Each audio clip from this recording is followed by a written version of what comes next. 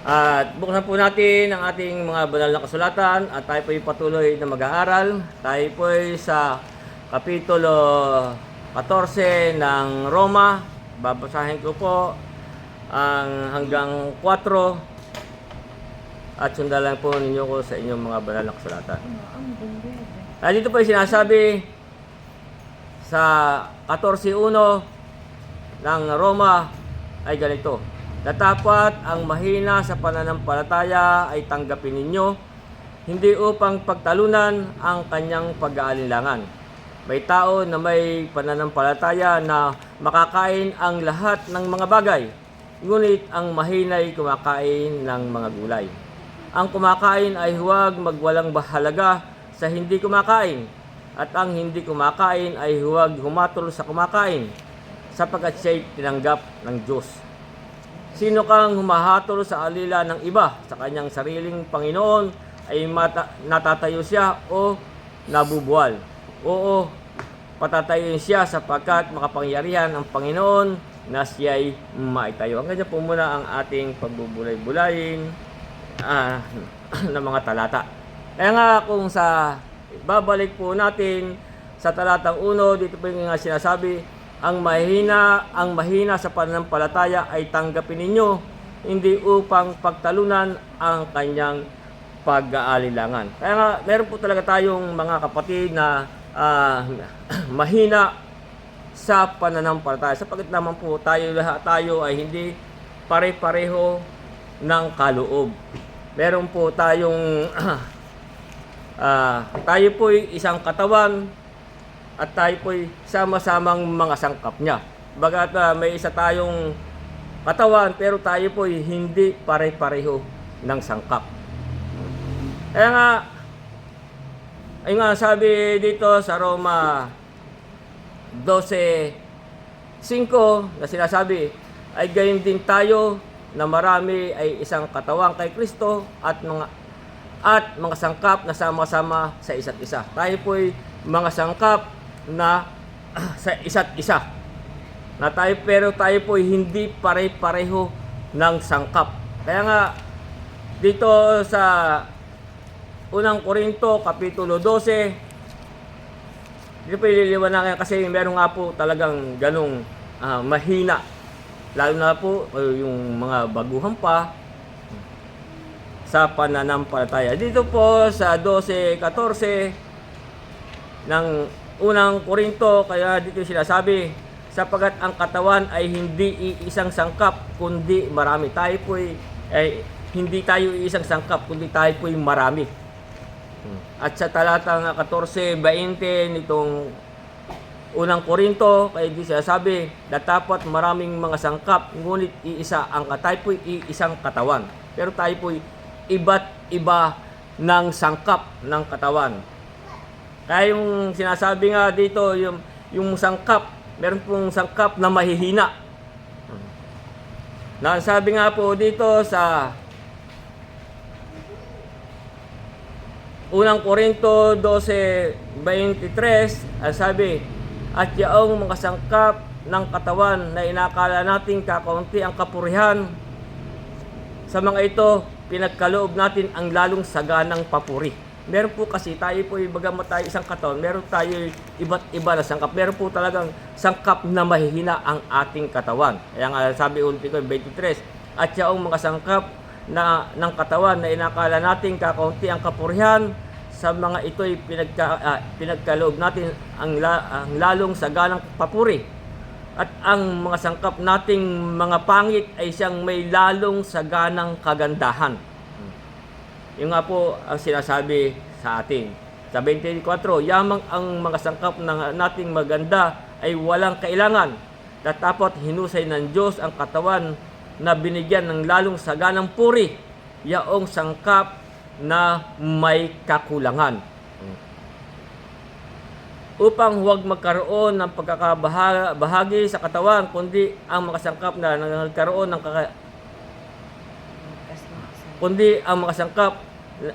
ay magkaroon ng kakasing pag-iingat sa isa't isa. At kung ang isang sangkap ay nagdaramdam, ang lahat ng sangkap ay nagdaramdam kasama niya. At kung ang isang sangkap ay nagkakapuri, ang lahat ng sangkap ay nagagalak na kasama niya.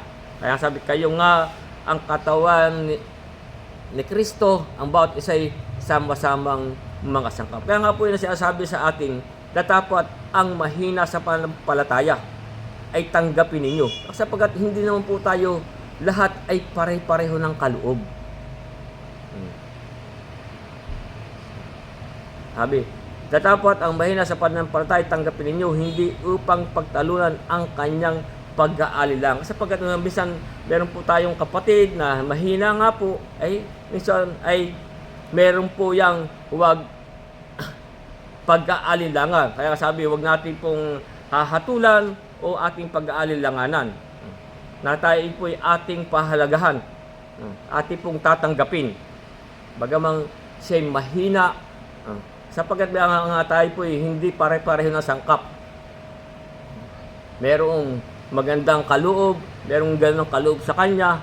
Kaya nga tayo po ay isang katawan at hindi tayo pare-pareho ng mga sangkap. Kaya nga po, ang sabi dito sa Roma 15, sa talatang 1 at 2, kaya nga sabi nga po dito, tayo ngang malalakas ay narapat magbata ng kahinaan ng mahihina. Meron po tayong mga kapatid na mahihina. Tayo pong malalakas. Kaya sabi, tayo ngang malalakas ay narapat magbata ng kahinaan ng mahihina, ng mga hihina, at huwag tayong magbigay lugod sa ating sarili. Bawat isa sa atin ay magbigay lugod sa kanyang kapwa, sa kanyang ikatitibay, sa ikabubuti at sa ikatitibay. Sapagkat tayo nga po hindi pareho ng mga sangkap sa ating paglakad. Bagaman tayo isang katawan. Pero yun nga po ang sabi sa atin, uulitin natin yung 12:23 ng Korinto. Kaya nga sabi nga po dito, tayo po na may pare-pareho.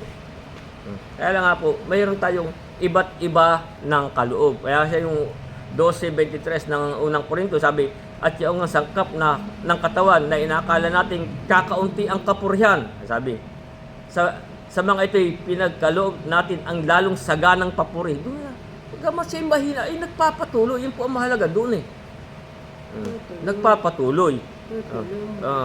Sa mga ito'y pinagkaloob natin ang lalong saganang papuri, at mga sangkap nating pangit ay siyang may lalong saganang kagandahan. Yamang mga sangkap nating maganda ay walang kailangan. Dapat hinusay ng Diyos ang katawan na binigyan ng lalong saganang puri yaong sangkap na may kakulangan.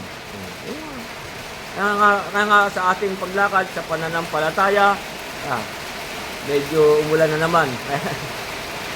Kaya nga sa ating lakad sa pananampalataya, yung 15:1 ng Roma, tayo ngang malalakas ay narapat magbata ng kahinaan ng mahihina at huwag tayong magbigay lugod sa ating sarili. Bawat isa sa atin ay magbigay lugod sa kanyang kapwa, sa kanyang ikabubuti, sa ikatitibay. Sapagkat tayo po'y isang katawan, tayo po'y sama-samang mga sangkap niya. At dito po, meron po doon sinasabi rin dito sa unang Korinto, Kapitulo 8,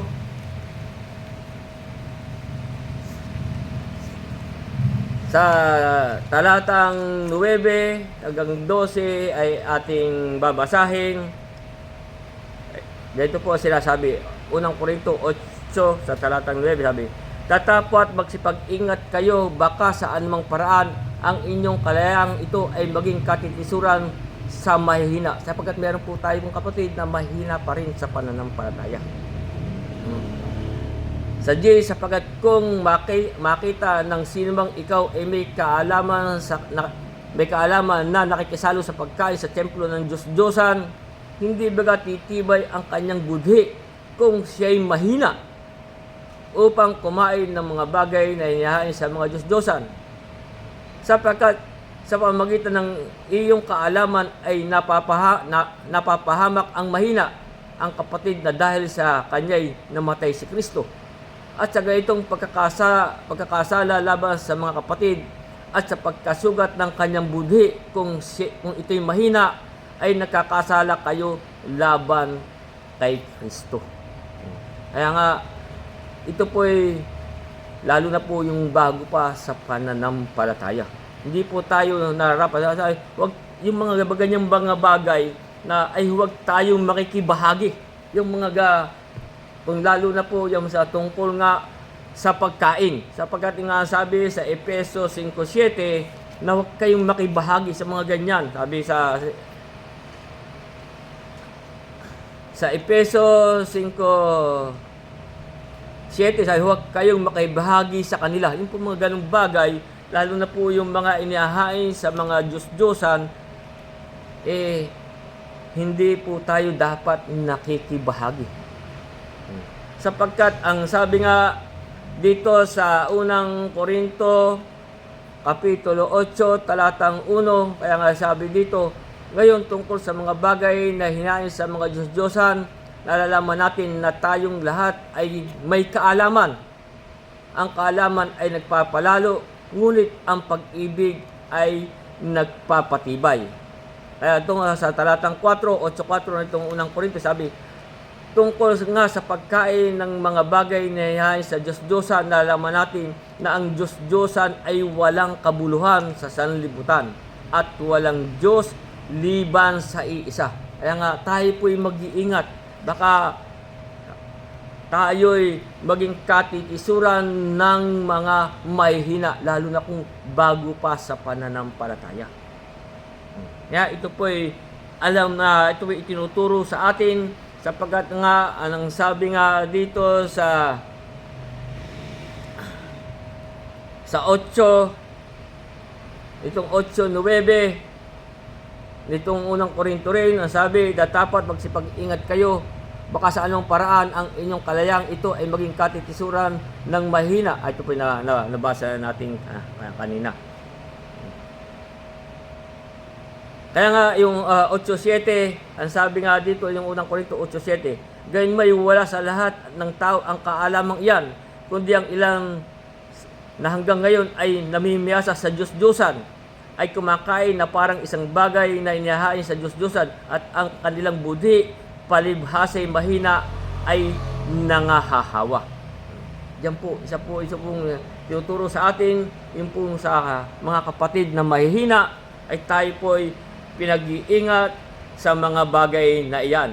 Sapagkat yan pong Diyos-Diyosan, ang sabi dito sa unang Korinto, Kapitulo 10, sa talatang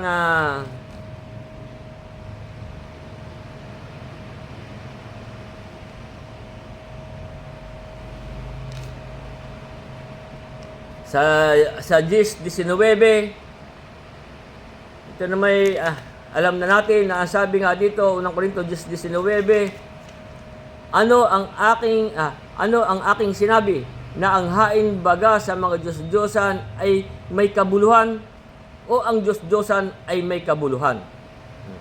Sabi sa atin. Sa 20, sabi, subalit sinasabi ko na ang bagay na inihahain ng mga hintil ay kanilang inihahain sa mga demonyo at hindi sa Diyos. Yung po mga gaganyang bagay, yung po hinihahain nila sa mga demonyo, sabi, at kanilang inihahain sa mga demonyo at hindi sa Diyos. At di ko ibig na kayo magkaroon ng pakikipagkaisa sa mga demonyo. Kaya nga po tayo mag-iingat sa mga bagay na iyan. Sapagkat ang sabi rin sa atin sa 2 Korinto, Kapitulo 6, sa talatang 16, sapagkat ang sabi, anong pakipagkaisa meron ang templo ng Diyos sa mga Diyos-Diyosan? Sapagkat tayo templo ng Diyos na buhay. Tayo po mga nagsampalataya. Gaya ng sinasabi ng Diyos, mananahan ako sa kanila at lalakad ako sa kanila, ako'y magiging kanilang Diyos at sila'y magiging aking bayan. Kaya nga po, tayo po'y mag-iingat sa mga bagay na tayo'y maging katitisuran ng mga mahihina. Kaya nga, dito po sa talatang 2,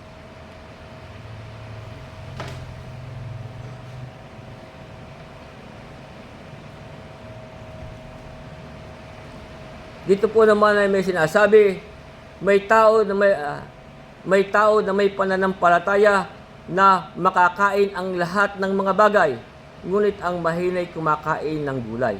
Sabi, may tao na may panaman na makakain ang lahat ng mga bagay. Pero sa lahat po ng mga bagay, ang pinagbabawal po sa atin, yung pong tayo kumain ng mga hinahandog sa mga Diyos-Diyosan. Pwede po naman tayong kumain ng lahat ng kaya nga may pananampalataya na makakain ang lahat ng mga bagay, ngunit ang mahinay kumakain ng gulay. Dito po medyo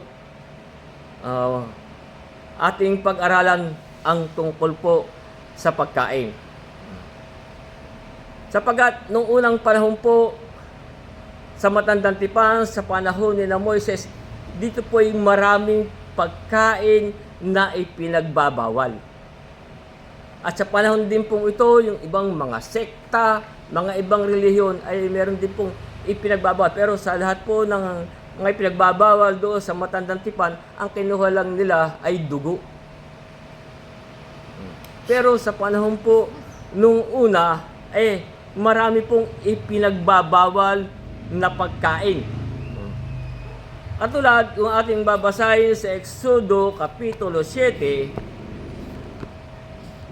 yan din po, yung dugo, yung talagang noon ay pinagbabawal. Pero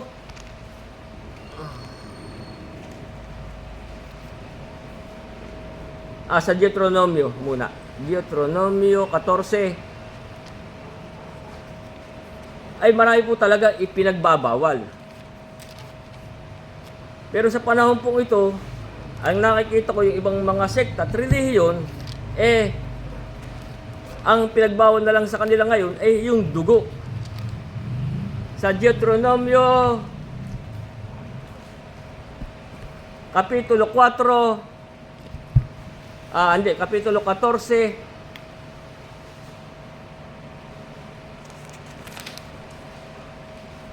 sa talatang 4, ito po inyong babasahin hanggang sa 20. Marami po dito mga pinagbabawal Sige, basahin na lang po natin para ating makita kung ano po yung mga pinagbabawal nung una. Deuteronomio 14, simula sa 4. Ito ang mga hayop na inyong makakain. Ito po yung mga makakain at saka hindi po makakain. Ito ang mga hayop na inyong makakain. Ang baka, ang tupa, at ang kambing. Ito po ang makakain. Ang malaking usa at ang maliit na usa, ang lalaking usa at ang mabangis na kambing at ang pigargo at ang antelope at ang gamusa. Ang bawat hayop na may hati, ang paa at baak at gumunguya sa mga hayop ay inyong makakain. Po yung mga makakain. Gayunman, ang mga ito ay hindi kakanin. Gayunman, ang mga ito ay hindi kakanin sa mga ngumunguya. Yung mga pong mga hindi kakanin sa mga ngumunguya.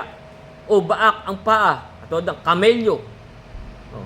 Hindi po yan. Pinagbabawal po nung una yan. Kamelyo, ang liebre, ang kuneho, sapagat sila ay ngumunguya. Ngunit walang hati ang paa. Marami pong pinagbabawal kasi nung una mga marumi sa inyo.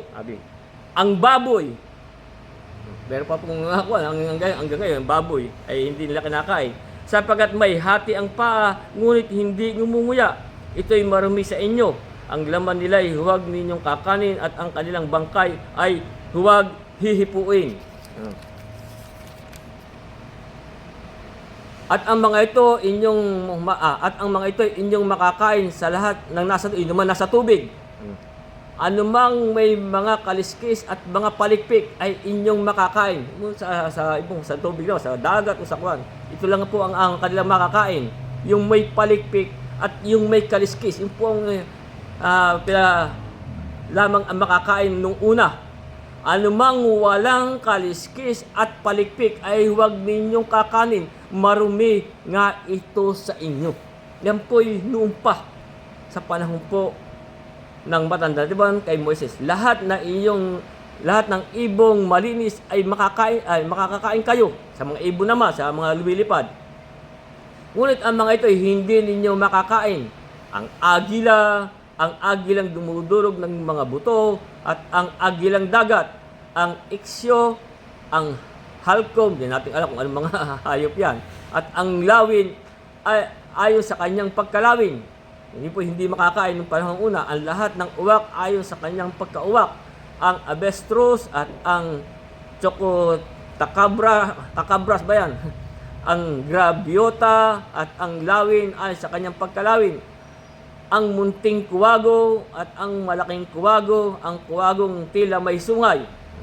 Ang pelikano, ang buitre, ang samurmuho, at ang sigwena at ang tagak ayon sa kanyang pagkatagak, at ang abubilya at ang kabag-kabag, at lahat na may pakpak na umuusad ay marami sa inyo, hindi kakanin.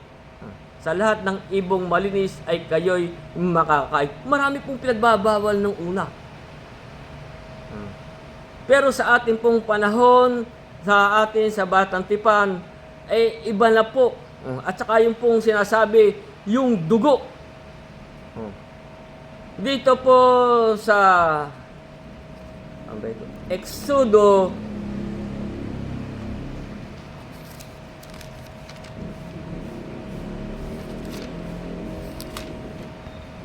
26 ba yun?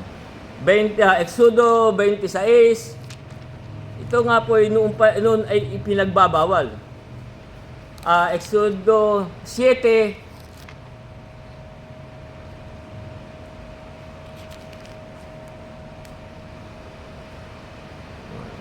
Exodo 7.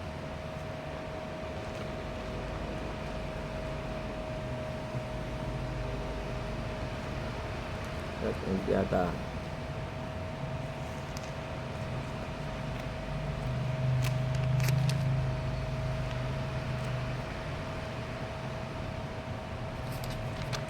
Kung muna sa kuha, tingnan natin.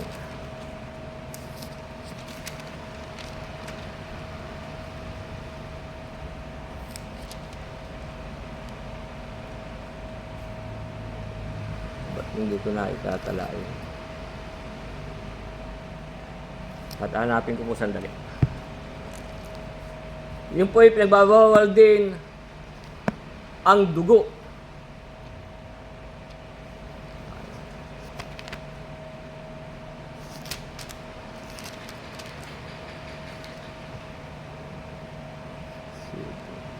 Hindi po. Pala yun. Levitico pala. Levitico. Mali yung aking ko. Sa Levitico 7,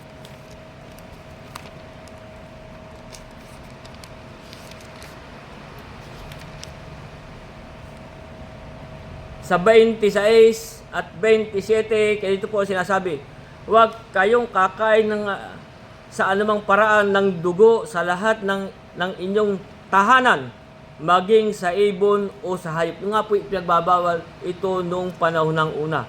Sino mang taong kumain ng alinmang dugo ay ihiwalay sa kanyang bayan ang taong yaon. Nga po hindi po nila pinapayagan na kumain ng dugo.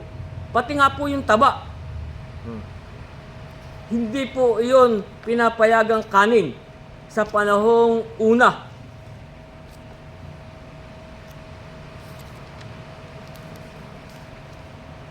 Saan ba yun? Marami pong pinagbabawal na kinakain sa panahong una. Dito po sa Levitico 3:17, ito rin po ang sinasabi, magiging palatuntunan palagi sa buong panahon ng inyong lahi. Ito po kasi po ito sinabi sa Israel. Sa lahat ng inyong tahanan na hindi kayo kakain ng taba ni dugo man. Pati nga po yung taba ni dugo man. Hindi po, bawal po ito noong una. Pero sa panahon po natin ay tayo po ay binigyan na ng aral ni Pablo tungkol nga po diyan sa mga pagkain. Ito po ay ating liliwanagin sapagkat ito nga po ang sinasabi sa atin sa 14:2. May tao na may pananampalataya na makakain ang lahat ng mga bagay. Ngunit ang mahinay kumakain ng gulay. Sapagkat, ang sabi po ni ni Pablo sa unang Korinto, Kapitulo 10, sa talatang 25, tungkol nga po ito sa pagkain. Nung una po marami talagang hindi dapat nilang kanin. Pero ang sabi po ni Pablo sa unang Korinto Kapitulo 10 sa talatang 25, ito po yung nilinaw na niya. Sabi, lahat ng pinagbibili sa pamilihan ay kanin ninyo. Lahat.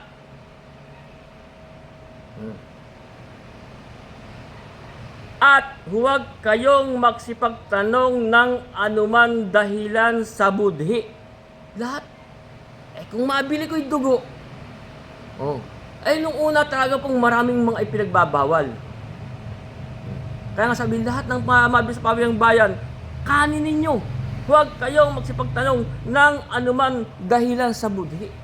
Sapagkat nga, ito po yung niliwalag na rin dito kay Pedro, kung inyong makikita, sapagkat dito po, kung makikita sa aklat ng mga gawa, nung si Pedro ay magutom, basahin na lang po natin ang tungkol po kay Pedro. Dito sa Gawa Kapitulo 10, sa talatang 9, basahin po natin hanggang 16. Ganito po siya sabi. Gawa 10, simula sa 9, sabi, nang kinabukasan nga'y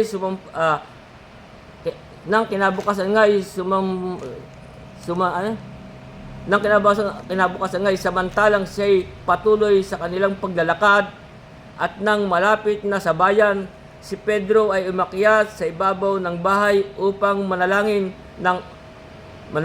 ng may oras na ika-6. At siya'y nagutom at nagnais kumain. Sabi, datapot samantalang naghahanda sila'y nawalan po siya ng diwa. At nakita niyang bukas ang langit at may isang sisidlang bumaba gaya ng isang malapad na kumot na nakabitin sa 4 na panulok na bumaba sa lupa, na dooy na naroon ang lahat ng uri ng mga hayop, na may 4 na paa at nagsisigapang sa lupa at ang ibon sa langit. At dumating sa kanya ang isang tinig, magtindig ka, sabi, Pedro, magpatay ka at kumain. Ayun po sabi kay Pedro sa kanyang palaginip. Tatapos sinabi ni Pedro, hindi maaari, Panginoon, sapagkat kailanmay hindi ako kumakain ng anumang bagay na marumi at karumal-dumal. Kasi nung araw po, marami pong mga bagay na pinagbabawal na kainin ng mga Israel. Kaya nga sabi ni Pedro, sinabi ni Pedro, hindi maaari, Panginoon, sapagkat kailanmay hindi ako kumakain ng anumang bagay na marumi at karumal-dumal. Ano sabi sa 15? Muling dumating sa kanya ang tinig na ikalawa. Ano sabi? Ang nilinis ng Diyos, huwag mong ipalagay na marumi. Yung pong nanilisan ng Diyos, huwag niyong ipalagay na marumi. At ito ay nangyaring makaikatlo at pagdakay binatak sa langit ang sisidlan. Kaya nga po, niliwanagan na nga po ni Pablo na sabi, lahat ng, sabi, ulitin natin yung 10:25, lahat ng pinagbibili sa pamilihang bayan ay kanin ninyo at huwag kayong magsipagtanong ng anuman dahilan sa budhi. Huwag na po tayong magtanong ng anumang dahilan sa budhi. Hindi na tayo, lahat na ang pinagbawal lang po sa panahon ito ng ibang mga sekta at relihiyon, dugo lang. Pero nung panahong una, pati taba, lahat ng mga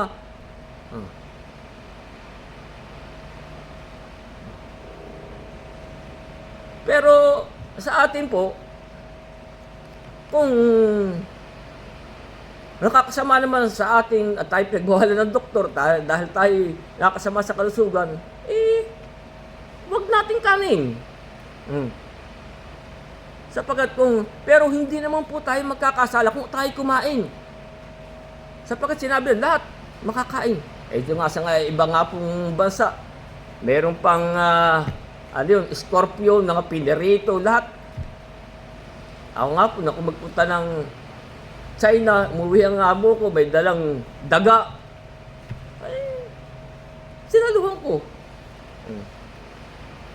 Wala na pong ako, sapagkat ina nga pong ating pinanghawakan, ang sabi ni Pablo, lahat ng pinagbibili sa pambilyang bakayan ay kanin ninyo. Huwag na kayo magsipagtanong ng anuman dahilan sa buti. Ngayon, kung ito nakakasama sa ating kalusugan at gusto natin namang huwag tayong magkasakit, ang sabi nga po dito sa Roma, Kapitulo 14,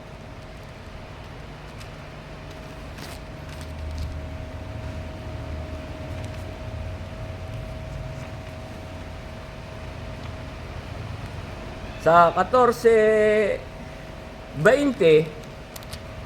na sabi, huwag mong sirain ang gawa ng Diyos dahil sa pagkain. Huwag natin sirain ang gawa ng Diyos dahil sa pagkain. Tunay na ang lahat ng mga bagay ay malilinis. Malilinis na po yan. Ang nalinis ng Diyos, huwag natin ipapalagay na marumi. Gayunman, ay masama sa tao ang kumakain ng laban sa kanyang budhi. Kung ito'y makakasama na sa atin, di huwag natin kanin. Patulad ng tayo may mga iba't iba sakit, bawal na kayong kumain ng laman loob, bawal na kayong kumain ng mga taba. Kung tayo makakasama sa ating kalusugan, di huwag natin kanin, pero hindi naman tayo magkakasala kung tayo kumain. Sapagkat, yun nga sabi, lahat ng mabibili sa pamilyang bayan, kanin ninyo. Huwag na tayo magsipagtanong ng anuman dahilan sa buti. Kaya nga, ang sabi dito sa Roma 14, ang sabi, nalalaman ko at naniwala akong lubos kay Jesus na Panginoon na walang anumang bagay na marumi sa kanyang sarili, maliban doon sa nag-aakala na anumang bagay ay marumi. Sa kanyang marumi ito. Pero, hindi na po tayo. Lahat na po ng bagay ay sabi, tungkol lang po naman to sa pagkain. Kasi baka may tayo pilosopo meron kasi namimiloso po. Nagsabi nga sa akin lahat ng bagay na mabili sa pamilyang bayan, kanya nyo. Kung ikaw may mabiling pako, akanin mo ba? Sabi ko, ang pinag-uusapan natin pagkain, hindi materialis ng bahay. Ganun po kasi merong mga kasing ibang namimiloso po. Sabi nga, kasi sinabi daw doon sa aklat ng mga gawa na tayo magsiilag. Meron nga po nababasa rito sa aklat ng mga gawa. Basahin natin dito sa Gawa Kapitulo 15, sa talatang 20 at 21, sapagkat ito po ay palatuntunan noon sa matandang tipan. Hindi na po tayo doon lumalakad sa kautusan at palatuntunan ng matandang tipan, tayo sa kautusan ni Kristo.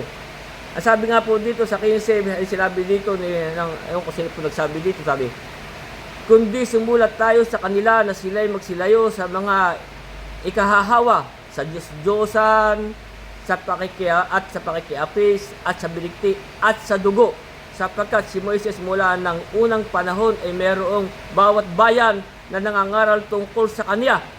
Kasi nga ito po'y nung po'y pinagbabawal na sa mga Israel. Sapagkat si Moises mula ng unang panahon ay mayroong bawat bayan na nangangaral tungkol sa kanya, palibhas binabasa ang sa mga sinagoga sa bawat Sabat. Tuwing Sabat po. Ito po'y palatuntunan nung una. At sa Gawa Kapitulo 21, sabi ito dahil pinagbawal. Dito sa Gawa 21-25, kaya nga sabi dito, ngunit tungkol sa mga hintil na nagsisampalataya ay sinulatan namin at pinapayo ang sila'y magsiilag sa mga inihahain, sa mga Diyos-Diyosan at sa dugo at sa binikti at sa pakikiapid. Ito po kasi, sila po noon ay mga naghahandog, hinihahain. Kaya nga, kung makikita natin sa aklat niya sa Hebreo, sa Kapitulo 9, sapagkat ito po noon ay inihahandog. Tungkol po ito sa kanilang mga palatuntunan. Dito po sa Hebreo 1 at 2, babasahin ko, isasama lang natin, sabi dito. Ngayon, ang unang tipan din ay nagkaroon ng mga palatuntunan ng pagsamba sa Diyos at ng kanyang santuaryo, ang santuaryo ng sanlibutan ito. Sapagkat inihanda ang isang tabernakulo, ang una sa kinaroroonan ng kandelero at ng dulang at ng mga tinapay na handog na siyang tinatawag na dakong. Kasi doon po nung una, meron po mga paghahandog, mga tinapay, mga ibang mga pagkain may nihandog. Kaya dito sa 6, sa 9:6 ditong Hebreo, ang sabi ganito, at sa ganito pagkahanda ng mga bagay na ito, sa unang tabernakulo'y palagi nagsisipasok ang mga serdote na tinutupad ang mga katungkulan. Datapwat sa ikalaway masok na mag-isa ang dakilang saserdote, minsan sa isang taon na hindi walang dalang dugo. Di po, meron po din silang inahandog ng mga dugo. Doon po tayo pinaiilag. Sapagkat ito po inihandog nila, sabi, datapot sa 7, datapot sa ikalaway pumapasok na mag-isa ang dakilang saserdote, minsan isang taon na hindi walang dalang dugo, na inihahandog na patungkol sa kanyang sarili at sa kamalian ng bayan, na ipinakikilala ng Espiritu Santo na hindi pa naihahayag ang pagpasok sa dakong banal samantalang natatayo pa ang unang tabernakulo, na isang talinghaga ng panahong kasalukuyan. Ayon dito ay inihahandog ang mga kaloob at ang hain tungkol sa budhi na hindi nagpapasakdal sa sumasamba. Yun po ang ibig sabihin na kayo pinag-iingat. Sapagkat nung una po, may sila pinaghahandog ng mga, meron pa rin meron din dugo. Ito po'y palatuntunan na, pero ang pinag-usapan po natin ay yung pagkain. Kaya tuloy na natin yung 3 hanggang 4, sabi. May tao na may pananampalataya na makakain ng lahat ng mga bagay, ngunit ang mahina ay kumakain ng mga gulay. Ito po mahina. Ang kumakain ay huwag magwalang halaga sa hindi kumakain. At ang hindi kumakain ay huwag humatol sa kumakain. Kung tayo may hindi kumain yan, huwag natin silang hatulan. Kung tayo kumakain, huwag natin magpahalaga, sabi. Ang kumakain ay huwag walang halaga sa hindi kumakain, at ang hindi kumakain ay huwag humatol sa kumakain, sapagkat siya'y tinanggap ng Diyos. Kahit kumain tayo o hindi, wala namang problema po doon. Kung hindi mo natin kaya kainin ng mga bagay, sapagkat dito po, halos lahat ay kinakain na eh. Maging ahas, maging paniki, lahat po ng mga bagay na kinakain na po yan. Pero sabi, lahat ng mabibili sa pamilya ba, kanin ninyo at huwag kayo magsipagtanong ng anuman dahil sa budhi. Sabi sa kwarto, sino kang humahatol sa alila ng iba, sa kanyang sariling Panginoon ay matatayo siya o mabubuwal. Oo, patatayo siya sapagkat makapangyarihan ang Panginoon na siya'y maitayo. Kaya dito sa Colosas Kapitulo 2 sa talatang 16, ang sabi nga po dito sino man ngay huwag humatol sa inyo tungkol sa pagkain. Una po natin tayong humatol tungkol sa pagkain. Kaya kumakain siya o ayaw kumain, walang problema po doon. Pero lahat ng mabibili sa pamilya, pwede pong kanin. Huwag na po tayo magtanong ng anuman dahil sa buhay. Sabi, sino man ngay huwag humatol tungkol sa pagkain o sa pag-inom tungkol sa kapistahan. Yung pong kapistahan dito, binasa ko po, ito po yung holiday. Hindi po ito yung mga pestang kuwan. Kung pwede naman po tayong dumalo, diyan kayong kakapista, pero wag lang po yung mga pesta na ang iahandog ay sa mga Diyos-Diyosan. Sabi, marami pong klase ng pesta o holiday. Meron po nagse-celebrate ng holiday na i-celebrate natin yung ating holiday, yung mga anniversary. Merong pesta ng mga bulaklak, meron po mga iba't iba ng mga kapistahan. Pero ang pag-iingatan po natin, yung kanilang pagkapistahan ay ang ihahandog sa kanilang mga Diyos-Diyosan. Yung po ang sa atin ay hindi nararapat.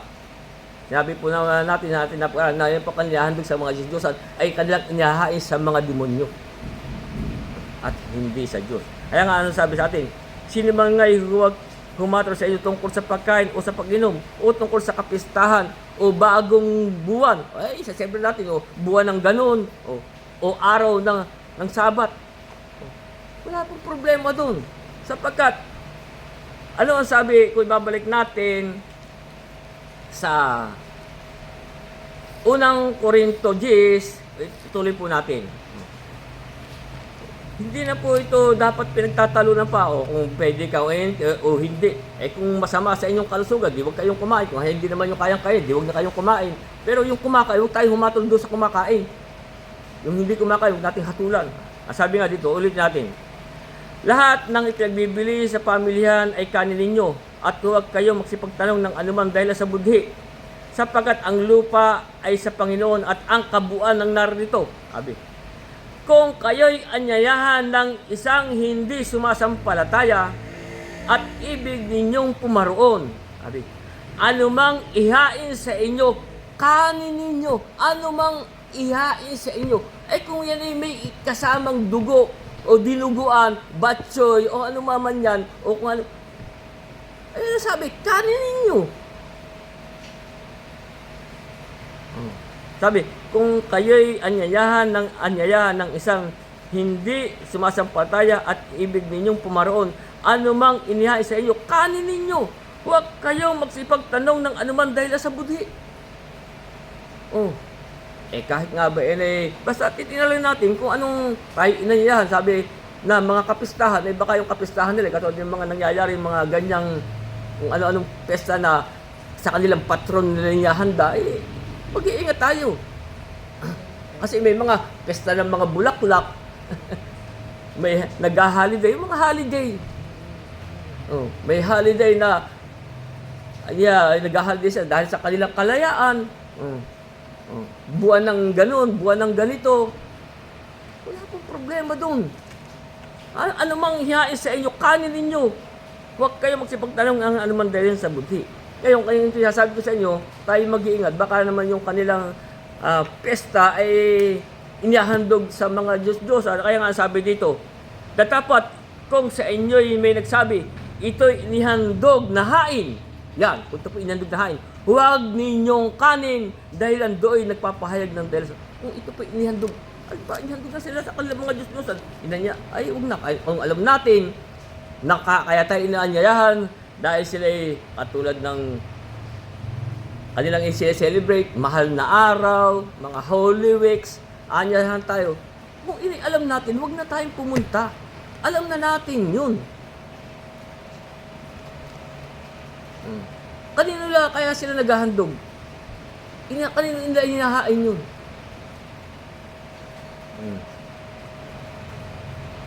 Kaya nga, ituloy natin sa 29, sabi, budhi.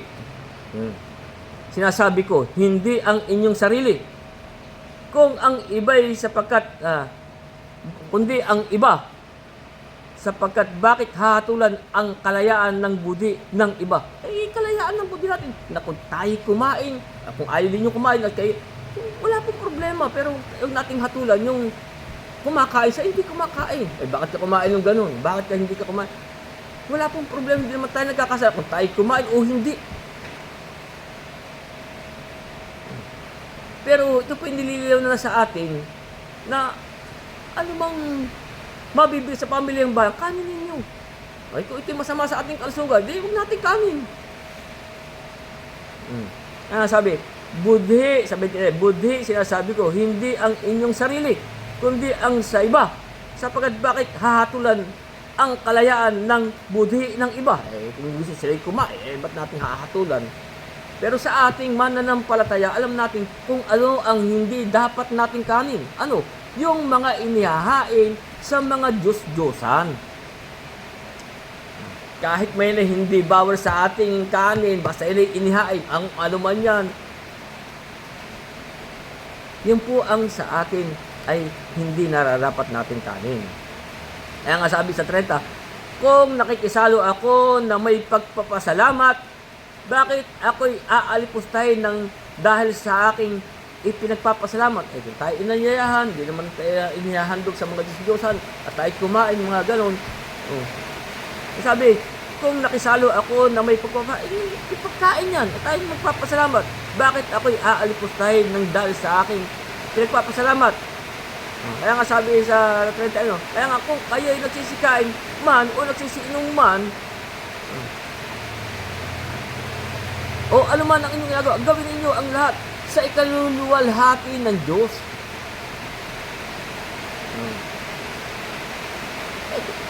Kung tayo inanyahan, alam natin Diyos-Diyosan, naghahalo sa ikaluluwalhati ba ng Diyos yun? Kaya, ito nga po ay ating nililiwanag.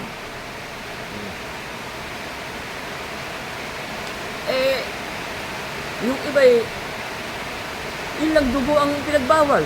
Pero sinasabi ng mga kadadaming bawal na pinagbabawal nung una.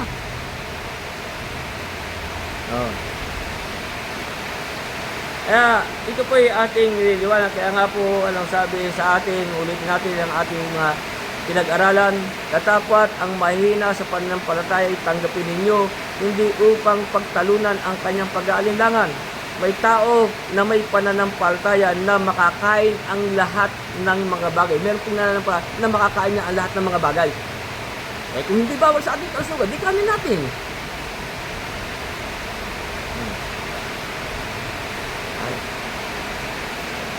Ngunit ang bahin ay kumakain ng gulay. Ang kumakain ay huwag walang halaga sa hindi kumakain. Kung ayaw ninyong kainin, wala naman tayong problema doon. Ayaw ninyong kainin. Kaya nga sabi, ang kumakain ay huwag walang halaga sa hindi kumakain. At ang hindi kumakain, ay huwag humatol sa kumakain. Ito dating hatulang. Ba't ka kumain ng... Huwag tayong humatol sa kumakain sapagkat siya'y tinanggap ng Diyos. Sabi, anong bagay na nilinis ng Diyos ay huwag nating ipalagay na marumi. Yung pong mga sinasabi, yung po sa palatuntunan nung una. Hindi po yan sa panahon ng ating Panginoong Jesucristo. Yung po palatuntunan nila yun. Tayo po ay sa kautusan ng pananampalataya lumalakad. Kaya ito po ay ating niliwalag. Sabi, sino kang humahatol sa alila ng iba, sa kanyang sariling Panginoon ay matatayo siya o mabubuwal. Oo, patatayo siya sapagkat makapangyarihan ang Panginoon na siya'y maitayo. Kaya nga po ito ay niliwalag natin ang tungkol po sa pagkain. Pero kung ang pagkain, kaya nga sabi, ulitin ko, yung 14:20 ng Roma, huwag mong sirain ang gawa ng Diyos dahil sa pagkain. Tunay na ang lahat ng mga bagay ay malilinis. Gayunman, ang masama sa tao ang kumain ng laban sa kanyang kung laban po sa atin. Kung hindi naman natin kayang kanin, huwag natin kanin. Huwag natin pilitin yung kumakain sa hindi kumakain. Kung yung iba hindi na masigurang kainin yung mga bagay na pagkain, tara, punta kayo sa ibang bansa. Ano yung nandoon? Merong alakdan na pinarito. Para yata meron pa doong ipis. Sa ibang bansa, kung kinakain ng ahas, iba't ibang klaseng ibon. Punta kayo sa China, Madami pong pagkain doon na talagang hindi natin talaga makakain. Nung ako po'y nagpunta sa Hong Kong, sa isang restaurant, sa labas, merong kulungan ng ahas na buhay. Mamimili, ituturo mo doon kung alam gusto mo lutuin. Ituro mo lang, kukunin ng kuwan, lulutuin sa'yo, paglabas, nandun na sa lamesa mo.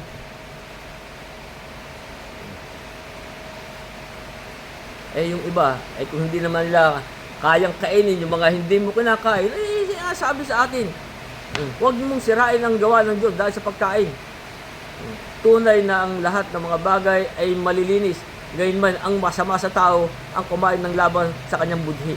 Kung hindi mo natin kayang kainin, hindi mo natin kainin. Pero lahat ng mabibili sa pamilihang bayan, kanin ninyo. Huwag na tayo magsipagtanong ng anuman dahilan sa budhi. Lahat po, wala na pong pilian eh. Kaya nga lahat. Sa English sabi, whatsoever.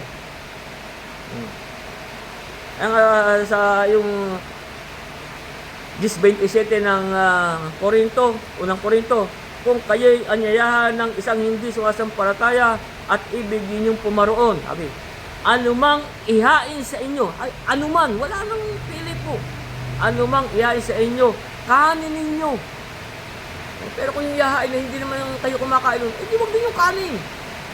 Hindi naman tayo magkakasala kung tayo hindi kumain o tayo kumain. Anumang ihain sa inyo, kanin ninyo.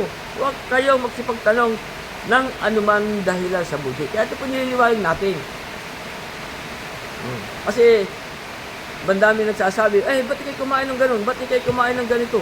Hindi ba yun ay bawal?